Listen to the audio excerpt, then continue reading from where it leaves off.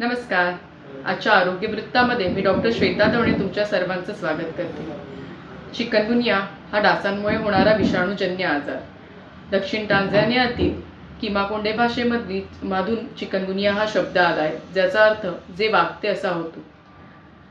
चिकनगुनियामुळे संक्रमित रुग्णाला सांधेदुखीमुळे त्याची शरीराची अवस्था वाकलेली होते, असंच ह्याचं वर्णन आहे. चिकनगुनियाचा डास चावल्यापासून 4 ते 8 दिवसांमध्ये लक्षणे दिसून येतात. त्याच्यामध्ये ताप, अंगावर पुरळणं, सांधेदुखी, सांध्यांना सूज येणं, त्याचप्रमाणे स्नायूदुखी, मळमळणं अशी लक्षणे दिसतात. याच्यामध्ये ताप आणि सांधेदुखी कमी होण्यासाठी औषधे दिली जातात, परंतु सांधेदुखी काही दिवस, काही आठवडे, काही वर्षही राहू शकते. अशा म्हणजे दीर्घकालीन अवस्थेमध्ये आयुर्वेदिक औषध उपचारांचा खूप फायदा होतो.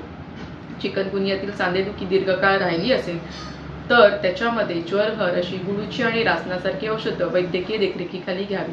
त्याचप्रमाणे सांध्यांना सूज असेल किंवा सांधे जास्त प्रमाणात दुखत असेल तर पत्रपोटली स्वेद आणि लेप यांचाही फायदा होतो. चिकनगुनियामुळे जर दीर्घकालीन सांधेदुखी असेल तर आयुर्वेदिक उपचार नक्की करून पहा, त्याचा फायदा होईल. धन्यवाद.